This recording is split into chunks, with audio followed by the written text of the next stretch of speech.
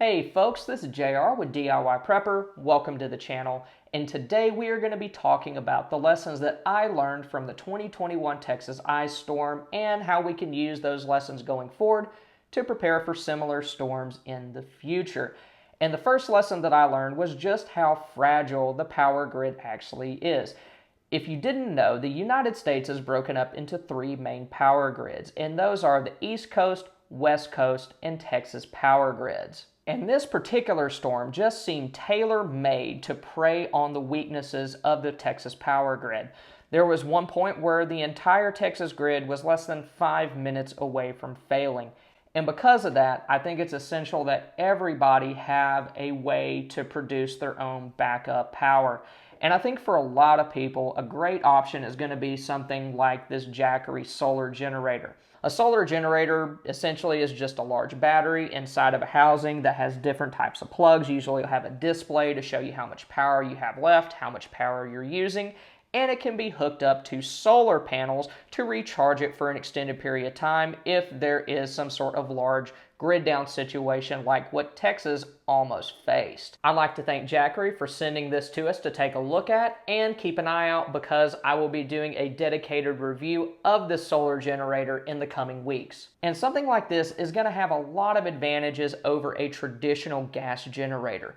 And the first one is this is going to be a lot easier to set up and start than a lot of other types of generators. With this, all you got to do is take it off the shelf, plug in what you want it to run, press this button here, and you should be good to go. A lot of the times with gas generators, especially if like you left gas in it from last season, you're going to have to work on that to get it up and running. You also have to make sure you have good oil levels, you've changed out the oil, your air filter's in good shape, all that sort of stuff that you don't have to worry about with a device like this. Also, this is going to be safe to use indoors. It doesn't produce any harmful fumes. So if you're somebody who maybe uses a CPAP machine, set this beside your bed, plug in your CPAP, and you should be good to go. It also doesn't produce a whole lot of noise. When this is up and running and it has its cooling fan going, it's probably not going to be much more noisy than your ceiling fan, which you would run most nights anyway. This particular device is the Jackery 1000. It has a 1002 watt capacity and can provide 1000 watts of continuous power and up to 2000 surge watts. So in practical terms, what that means is it's going to be able to power small devices and recharge different types of batteries, like for flashlights, portable battery banks, drill batteries, many times without any issue. But it can also run other devices as well, such as box freezers. So if you use this to power a box freezer, keep the freezer shut, and don't really use it for a whole lot of other things, you could probably power that device for a day or more just on the power that you have stored already. Then of course you can use the solar panels to recharge it as you need to. We were also able to run our crock pot off of this. We had a power outage earlier this week, which lasted over 24 hours.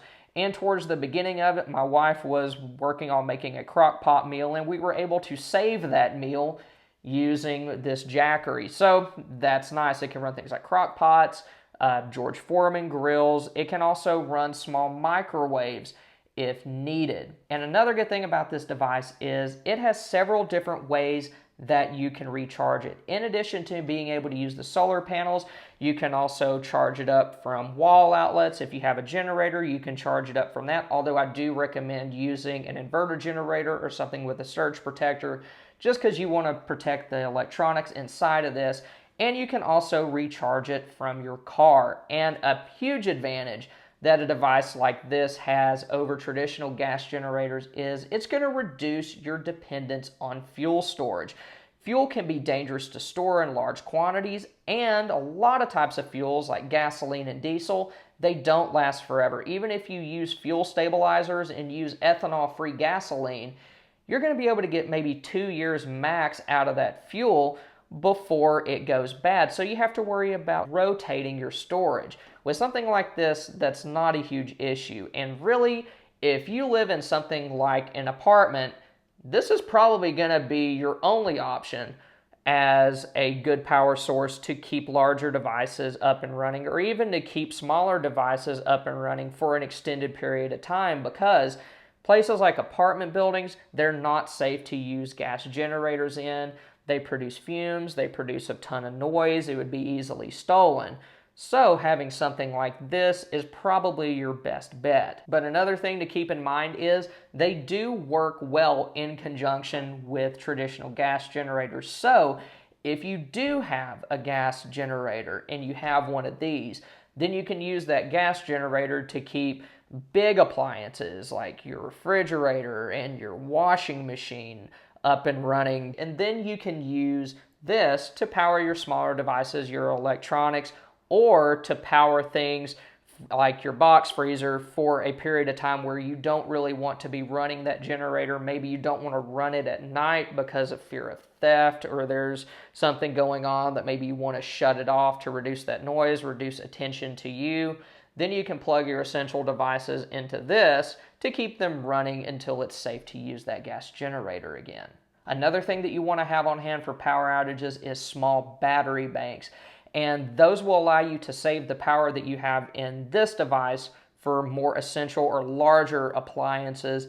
And also the solar panels that came with this kit, they do have a USB port on the back. So you'll be able to use those solar panels to recharge both your Jackery 1000 as well as things like battery banks or USB flashlights.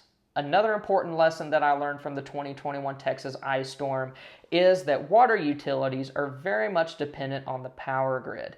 If you're just having your normal, just small power outage, maybe because a transformer blew down the road, then you're still going to have water because the system as a whole is still intact. It's just a very small portion of the grid has been affected.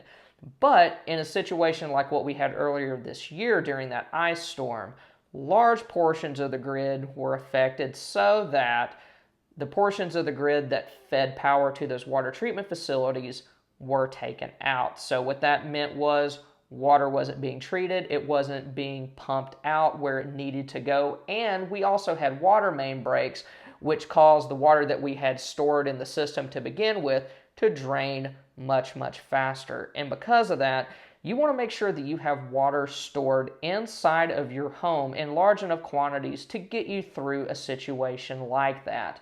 If you have water stored outside, maybe in rain barrels, it wouldn't have done you much good because the temperature was so low. I mean, we're talking single digits and even below zero at points, that the water in those would have frozen. So things like aquatainers, water bricks, aqua bricks, having those inside of your home would allow you to have enough drinking water and hopefully enough water to do other types of chores as well. There were a lot of people that had to go dig snow out of their yard, melt it, and then use that to flush their toilet because they had no running water for days. And then even when the water is running again, it's very likely that you will have a boil water notice for several days after that, while they're making repairs to the system and getting the pressure back up to appropriate levels. And that's the main reason why I got that Sawyer tap filter that I've mentioned in some other videos. All it does is it just slips right over your faucet and it filters the water as it goes through. So it removes bacteria and protozoa and any sort of larger debris that's in your water. If you're worried about viruses where you live, of course you want to use bleach or run it through a Berkey or something like that. But in most cases, at least in developed areas, that Sawyer is going to take care of most of the contaminants in the water that you would realistically have to worry about. And the main reason I got that is just for dishes. It was a pain in the rear to boil just tons of water to do dishes over and over and over again. So at the very least, having that Sawyer tap filter would allow us to safely rinse off dishes while we still used our Berkey for our drinking water. Another lesson that I learned from that ice storm is you want to have multiple ways on hand that you can use to cook off-grid. Now, of course, things like gas grills, charcoal grills, propane camp stoves, those are great to have on hand, but those are all best used outdoors just because of the smoke and the fumes that they can produce. So you want to have ways that you can cook indoors as well. I did an entire video on that. If you haven't seen it yet, I'll be sure to put a link in the description below. Having things like alcohol stoves, like what backpackers use, or indoor rated butane or propane stoves are a good idea just because you might not want to go outside and cook. There might still be snow and ice coming down, or there might be other reasons why you don't want to go outside. Maybe it's just too cold for you. So having both outdoor and indoor cooking methods will help you cover all the bases that you need to either boil water or heat up your food during an emergency. Another important lesson that I learned from the ice storm is you want to know where your water shutoff is and have the tools that you need to shut off the water. And the reason why is when temperatures get really low, we all know that pipes can freeze and burst. And if your power is out, then you no longer have the heater heating the walls and things like that, so it's going to be much more likely to occur. So if a pipe does burst, knowing where that shutoff is and having the tools that you need will allow you to prevent extensive water damage to your home, or you can even take preemptive action. Maybe you know that there's a good chance that your pipes are going to freeze. You can go ahead, turn that water off at the source, drain the lines in your house by turning on the water and letting it run out so there's no water in there to build up pressure when it freezes. And another thing that you want to think about during a winter storm is fires are much more common. People are using things like fireplaces, candles, oil lamps, and then heaters, which have open flames. And since they don't use those very often, they're not very well versed in using them safely. So fires are extremely common, and this particular situation made that problem a lot worse because of the problem with the water utilities. Fire departments depend on the city water supply to be up and running to be able to put out fires. There was one situation somewhere in the state, I can't remember where, but firefighters had to basically watch an entire apartment complex burn to the ground because they had no water to fight the fire. We actually had a house a block from where we live burned down because somebody tried to use an electric blanket to thaw out pipes, which of course, us in hindsight, we're like, that was a terrible idea, but I do feel bad for the guy because their house burned, and that was in February. It's end of October when I'm filming this, and they are just now, within the past month, starting to work on that house and rebuild it. So it's just been sitting there this entire time. So when using devices like that, you want to make sure that A, you're keeping generators far enough away from your home that they're not going to burn a hole into your home, and then also have fire extinguishers, have carbon monoxide detectors on hand so that if there is a small fire that breaks out, you can take care of it before it turns into a big fire. And also a carbon monoxide detector, of course, will help you stay safe while using those devices that use open flames, whether it's a propane buddy heater, your gas fireplace, whatever the situation may be. And probably the saddest lesson that I learned from that ice storm is that it is completely possible to die from hypothermia in your own home. A lot of the times we think of people freezing to death because they got lost in the woods or they slid down an embankment during a blizzard and weren't found until after the storm. But there were instances during that storm where people froze to death in their own homes. So you want to have multiple ways that you can keep yourself and your loved ones warm. Wood-burning fireplace, wood-burning stoves are good options. If you have a gas fireplace, hopefully you'll be able to use it, but gas utilities are dependent on the grid. So if it's a widespread situation, that might go out as well. Hopefully it won't. But having something like a small propane heater, I like the buddy heaters, those are good to have on hand. They run on just like 1 pound propane bottles, although you can get adapters and filters to hook a 20-pound tank to it as well. But they're good for heating rooms. Also, as far as things that you can do beyond just using a heater, wear multiple layers of clothing. The warm air gets trapped in between those different layers, which can help insulate you.